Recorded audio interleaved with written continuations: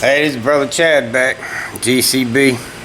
Gangsters Custom Builds. Doing some more routine maintenance on my Chevy. Last episode I done the knock sensors. Now I'm placing the outer seal on the rear axle. Mine has a locker in it. I'm going to show you what it looks like. I already pulled the paint off because I wasn't sure what I had, you know. But the most important thing is if you got a caliper like I do, you have to remove your master cylinder cap. If you don't remove your master cylinder cap, a lot of people mess up when they do brakes like this. They collapse the caliper. One caliper will close all the way, next one won't close, you know, but halfway. Then they break the bleeder open, and then they get themselves in a bunch of trouble.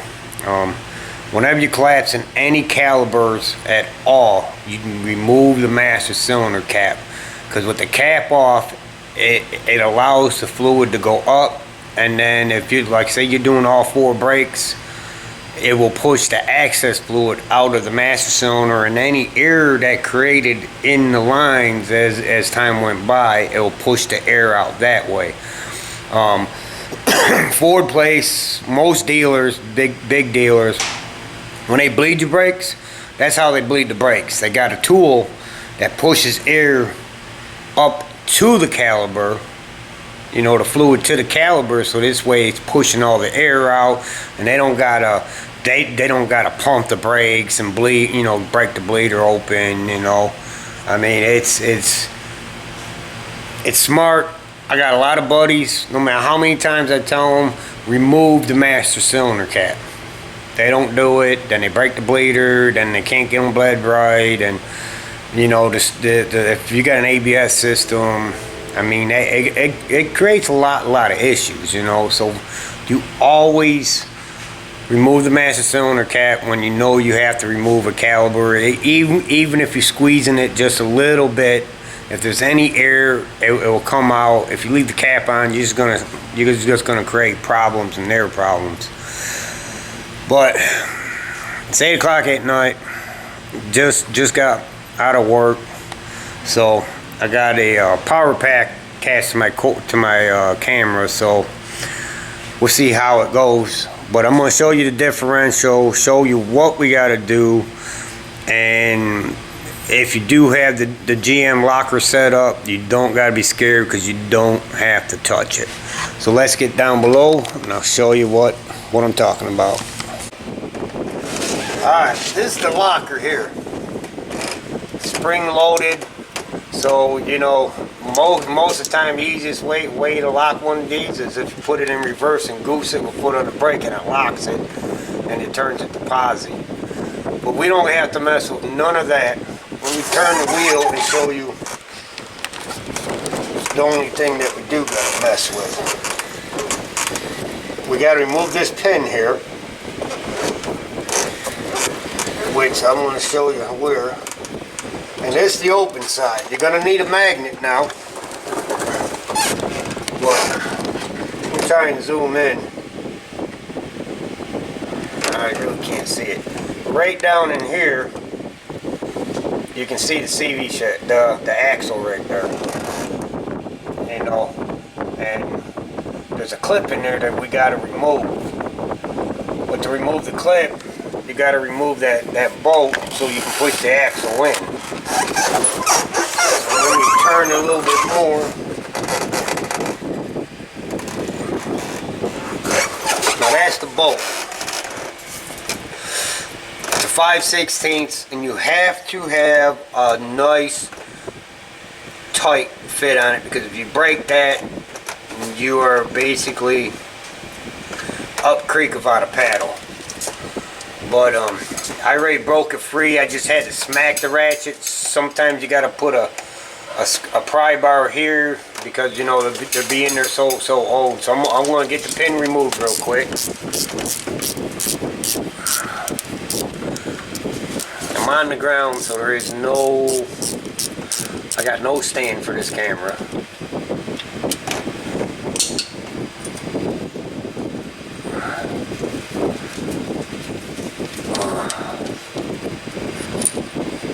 goes out like that. Get it to turn back a little bit. And now I don't want to rotate the other way.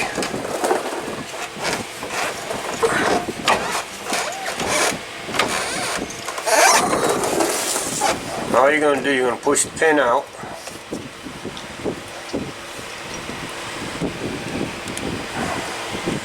See, your axles, they sit in the grooves right there.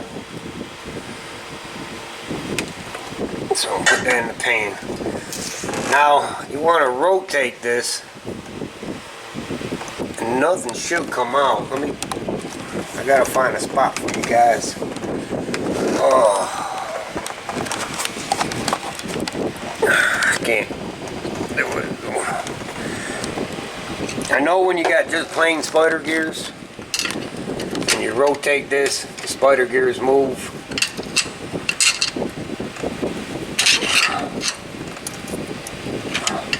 So I'm doing the passenger side. See the spider gears, they already want to turn on me.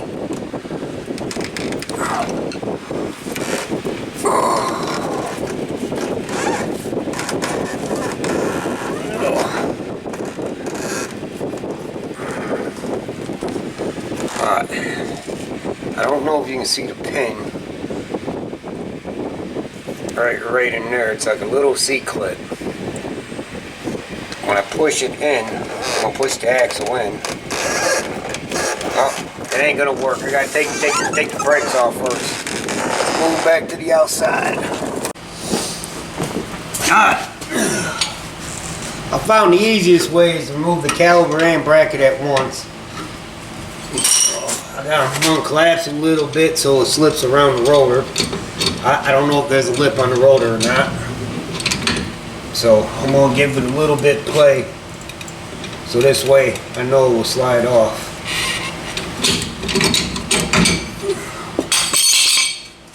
Now mine is two 18 mil bolts, the big bolts that hold down the bracket.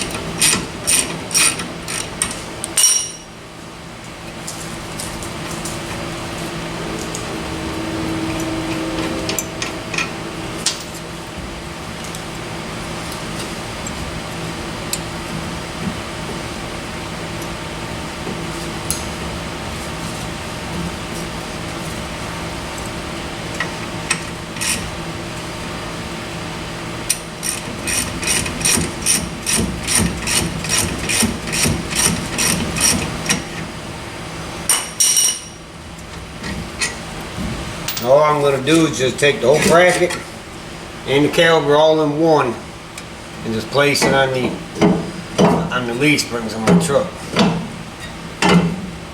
Then you can take this one.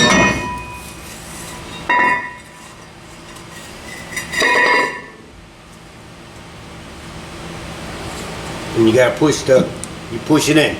Just a little tiny click. And then you gotta have a magnet, flat screwdriver, and I'll get you propped up so you can see that better up underneath. I'm right-handed, so I have to spin around to get to the clip. But I got the screwdriver here, and it has a magnet, so that will help to pull the clip. Sometimes it come out easy, sometimes it come out pain in the butt, because you gotta get them just right. But it's gonna be the best thing to do is try and get it to spin around, which it's not easy, because you want the backside towards you, so when you take the magnet, that magnet ain't doing nothing. Let me see if I can get it in more.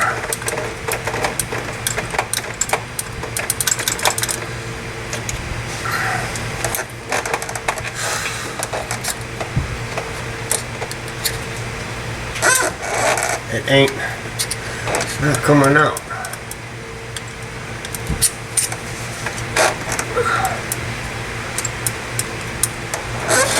Let me try and knock the rear end in further.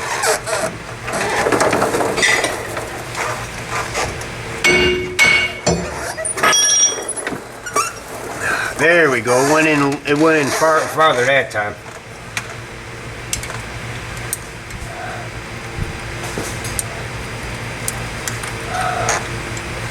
I can see it, but don't want to come out.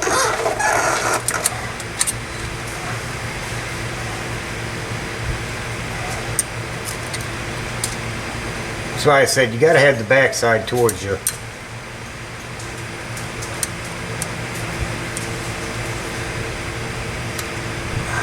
And that's what it is. That's all it is. I call it a C-clip because it's in the shape of a C for custom builds. But once you get that out, then you can pull the rear end out. Turn it this way.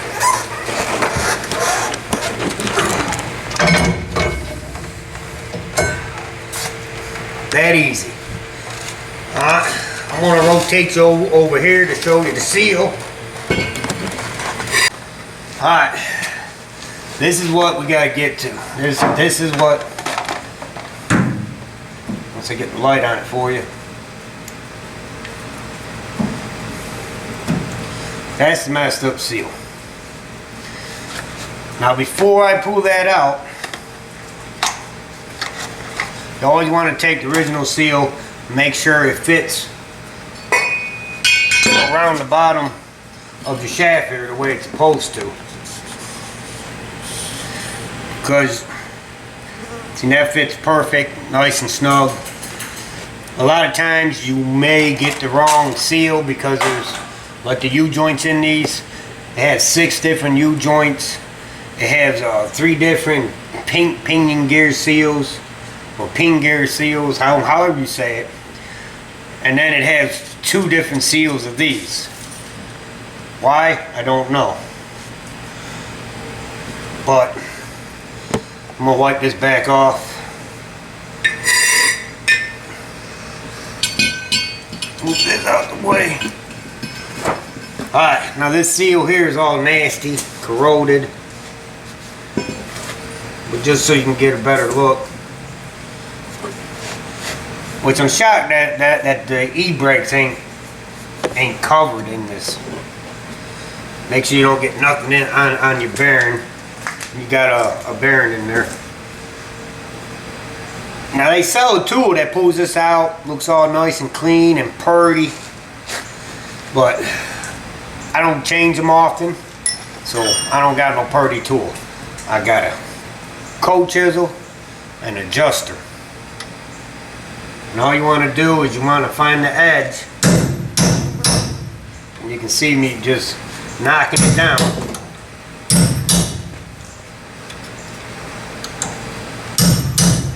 Because this is going to be a mangled piece of junk when I get it out. You don't want to mess up this lip, the lip of the axle.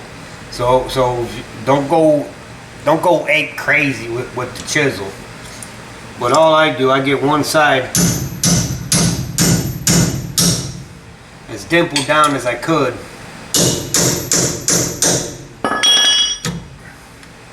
And sometimes it works, sometimes it don't. Sometimes you just gotta really destroy the seal to get it out. But it's coming out.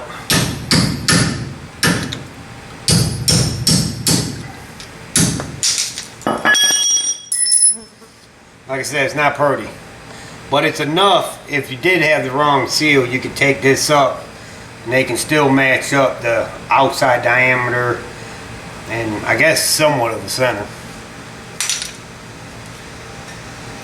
The new one, before you put it in, a little bit of gear oil that's coming off the bearings. You always want to re-lube this, because if this is dry when you put it back together, you got a good chance of it tearing or not sealing right. Now most folks will sit here and tap all the way around. You can do that, but you take a chance of kinking it. So I got plenty of steel laying around. I'm gonna go get a piece of steel, lay across it, and get an even hit on it.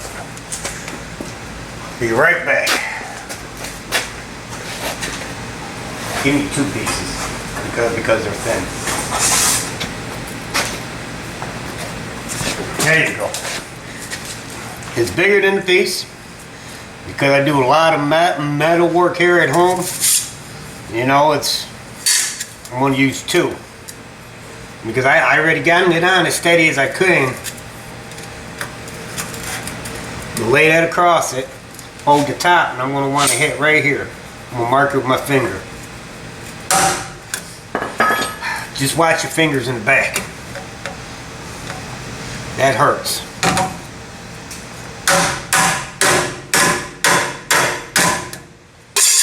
Easy as that. Go around, you tap it, slide the axles back in. I'll show you with the clip. And once I get the clip, I believe you can get the rest on your own.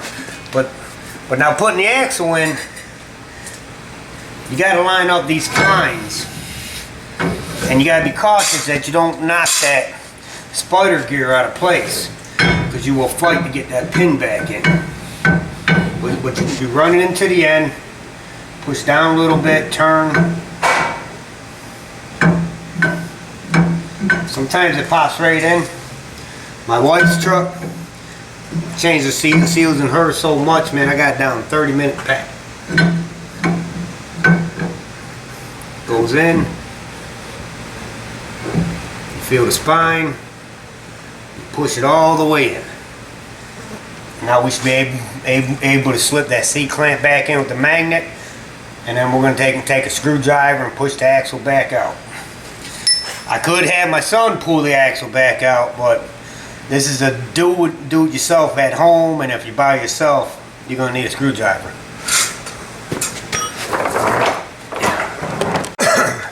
Alright, I know you can't see it from where you're at, but when the axle's in, you will see a gap. And like I said, that's where the C-clip slides in. I'm going to clean it off, make sure there's no trash on it.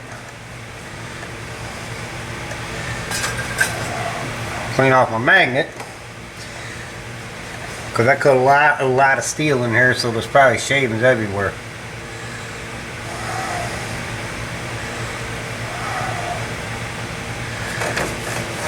Now you always got to remember how you took it off. You see how this one has grooves right here? This side's smooth. I imagine that this side was up against the spider gear. But you go dead center. Slide it in the gap. You know what? My flathead. And then you put this right there on the clip itself. And just push it over. And voila, your axle's back in. It's locked in. Now we gotta rotate it to get this pin back in. Best thing is to try and line this whole hole up before you slide it in. And like I said, the spider gear will move on you like it just did on me. So sometimes you gotta have your finger in there, one on both sides, so when you spin it, they don't move. Alright, I think I got it where I can get the pin in.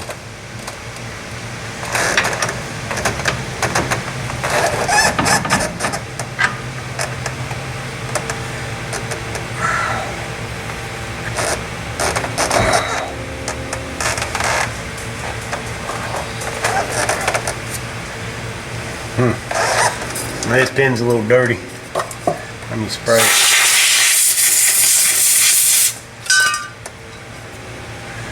Alright.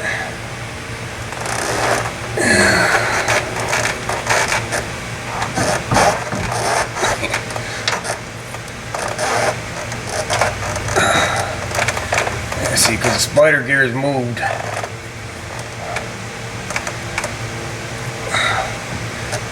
pin don't want to go back in place. Oh, there we go. A little bit of a push. What I do, once I know it's going to slide through, I put pressure on the pin. So as you push that in, that'll slide directly in the hole, and you know you got it, you know you're locked in, you know it didn't twist on you. Just like so.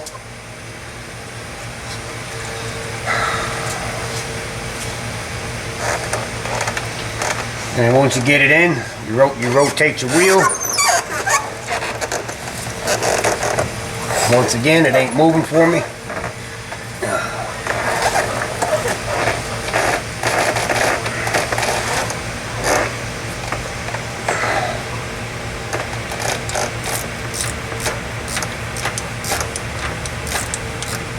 And these will break, so make sure you don't try and gorilla tight them on.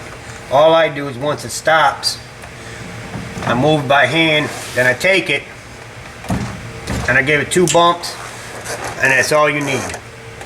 So now the seal's changed, pin's back in.